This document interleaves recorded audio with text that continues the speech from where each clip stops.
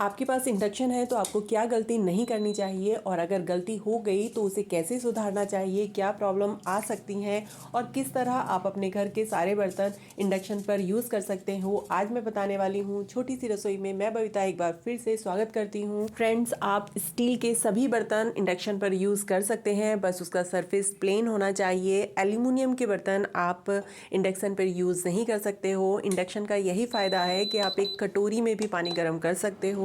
आप थोड़ी सी भी सब्ज़ी अगर गर्म करना चाहते हो तो एक छोटी सी कटोरी में भी उसको आप गर्म कर सकते हो। फ्रेंड्स, मैंने ये आर्मी की कैंटीन से इंडक्शन ख़रीदा था, तो मुझे वहाँ बताया था उन्होंने कि आप इसके ज़्यादा फीचर्स यूज़ नहीं करना, कि फ्राई कर रहे हो तो अलग यूज़ कर रहे हो, आप कुछ अलग बना रहे हो कुकर में तो उसका अलग यूज़ कर रहे हो। आप सिर्फ मैनुअल यूज़ करना, या इसका टेम्परेचर वाला जो है सिर्फ ऑन ऑफ करना, ज़्यादा इसको छेड़छाड़ नहीं करना, ये लंबे टाइम तक चलेगा। टेम्परेचर को कम या ज़्यादा करने का ऑप्शन तो इसमें होता ही है। जब आप इंडक्शन ऑफ कर रहे हो तब आपको इंडक्शन ऑफ करने के बाद एकदम से पावर ऑफ नहीं करना है, उसके फ़ैन को चलने देना है। जब वो खुद से बंद हो जाए तभी पावर ऑफ करना है। एल्यूमिनियम के बर्तन इंडक्शन पर नहीं चलते। आप देख सकते हो कि जब मैं एल्यूमिनियम फॉयल इसके ऊपर रख रही हूँ तो ये कैसे जा रहा है।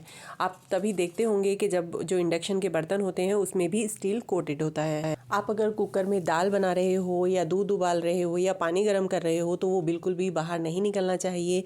उससे होगा कि इंडक्शन के अंदर वो चला जाएगा और आपका इंडक्शन ख़राब हो सकता है। जब ऐसी सिचुएशन हो तो आपको पॉज का बटन दबा देना है।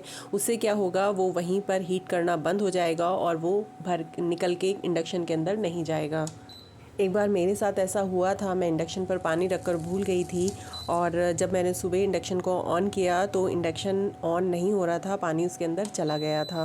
मैं बहुत परेशान हो गई थी, लेकिन मैंने वो घर में ही ठीक कर लिया एक ट्रिक से।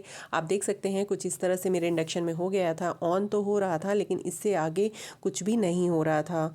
मैं आपको ये भी बताऊंगी कि मैंने ये कैसे सही किया।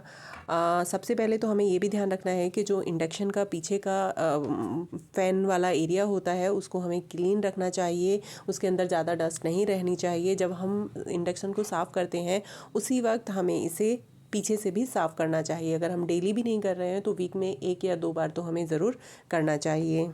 अगर आप इसे क्लीन नहीं करोगे तो इंडक्शन को वेंटिलेशन में प्रॉब्लम होगी। आप जब इंडक्शन ऑन करते होंगे तो आप देखते होंगे कि गर्म हवा यहीं से निकलती है।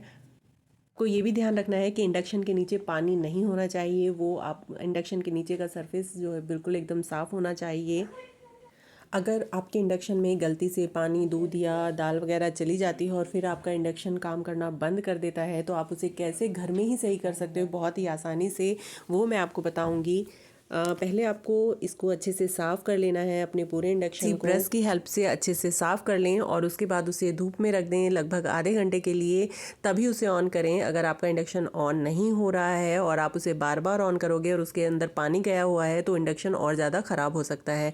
तो प्लीज़ उसे साफ़ करके धूप में सुखा कर तभी यूज़ करें। आप चाहे तो हेयर ड्रायर से भी इसे सुखा सकते हैं। उसके लिए आपको मुश्किल से 10 से 15 मिनट लगेंगे, बहुत ही आसानी से सही हो जाएगा। आप रूम हीटर से भी इसे सुखा सकते हैं।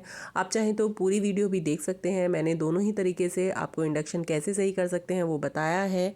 आपको मार्केट नहीं जाना पड़ेगा और बहुत ही आसानी से आपका इंडक्शन सही हो जाएगा। वीडियो यूज़फुल लगी तो प्लीज़ लाइक कर देना और चैनल पर पहली बार हो तो सब्सक्राइब करना मत भूलना, बेल आइकन ज़रूर दबा देना।